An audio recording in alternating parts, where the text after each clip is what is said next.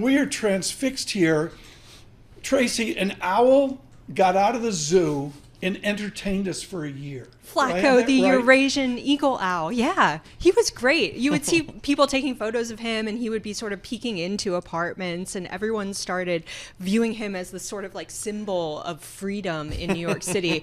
Very sadly, he died last week after an apparent collision with a building. This is actually a big problem with skyscrapers. Into a window, right? Yeah, there's some discussion about maybe he ate a poisoned rat, and so he was a little confused. But yes, he died. It's very sad. However, I'm pleased to say this provided a little bit of an excuse for Odd Lots content. We actually did an episode on economic ornithology. Explain that. This is something that existed for a really long time. It's a real profession. Yeah, a real profession. There were actual economists who would sit in government offices, dissect the stomachs of birds to see what they had eaten. So literally, this robin has had like 2 earthworms and 15 flies and 20 bits of grain, and try to figure out a value for the birds on a net basis. For the farmers. Can we say that the birds, and I've witnessed it personally, they're keeping the rat population down in New York City? Is it that seems a to be statement? true. This is the interesting thing. There's this whole profession, which I just learned about. First of all, while Tracy was fascinated with the Flaco the Owl story of freedom over the last year, I'm not going to lie, I first learned about it when I got the push alert that he had died. Me too. That was the same. That's two kinds of people in this world.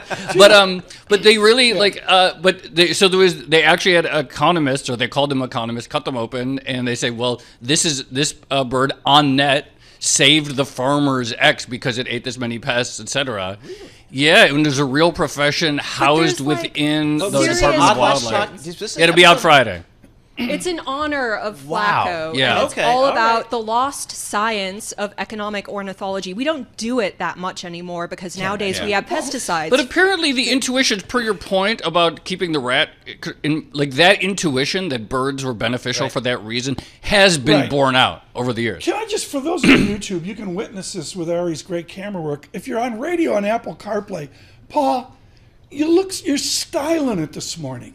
Tracy looks like she's pushing Balmain as look of the day. It is vintage Balmain. It is. How do you know that? That's what I do. And I tried to dress down for Wiesenthal. Wiesenthal looks like Light Sweet Crude did 3 encores last night, and he came directly from the bar. I don't know what that's about. This is my Fred St. Louis Federal Reserve economic data pullover 3-piece. So it's not quite as chill as the radio listeners may be getting the impression. All right, Tracy, we got some inflation data tomorrow. How are you guys thinking about it? Yeah, so this is another thing. We have an episode coming out on tomorrow specifically. So you got the bird episode Friday, you got inflation tomorrow. We have priorities. We have varied interests. Okay. Let's just put it that way. But we're digging into the difference in how PCE versus CPI is actually calculated. Thank you. This is important. Yeah. It's so important. And we have seen a divergence over the past few years. That divergence has increased. It's starting to narrow now. But of course, the question is, when we say the Fed's preferred measure of inflation is PCE,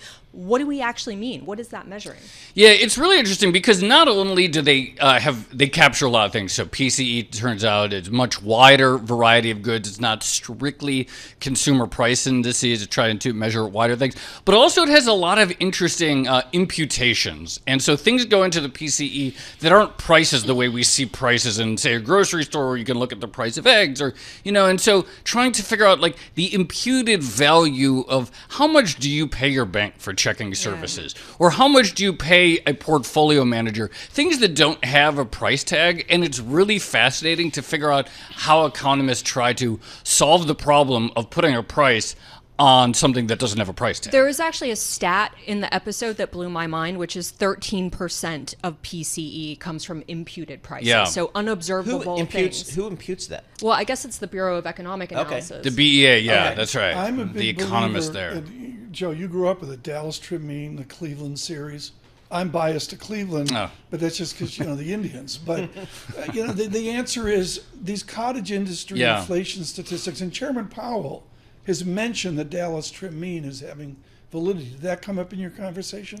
Well, as Tracy pointed out, the proper way to do inflation analysis, and I subscribe to this wholeheartedly, is to look at all of the different ways of measuring inflation. Trim me and lop off the edges, and then pick the one that suits the storyline. And I fully agree with that. So when it's Cleveland Fed, I go with that. When it's PC, I go with that. And seriously, Paul, Jason Furman up at Harvard has a nice amalgamated series of X number of inflation trying to guesstimate it.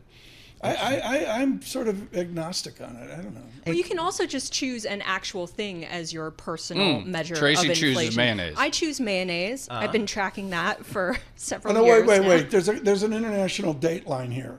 Hellman's or the goo out west? So I've specifically been looking at Kraft Extra Heavy mayo. Wow. The buckets. Did you know you can get buckets of it on Amazon? Joe, what you grew up with? I mean, you had such a twisted childhood. I did. I grew up in a family of hippies, so we probably had some sort of vegan mayonnaise in my house.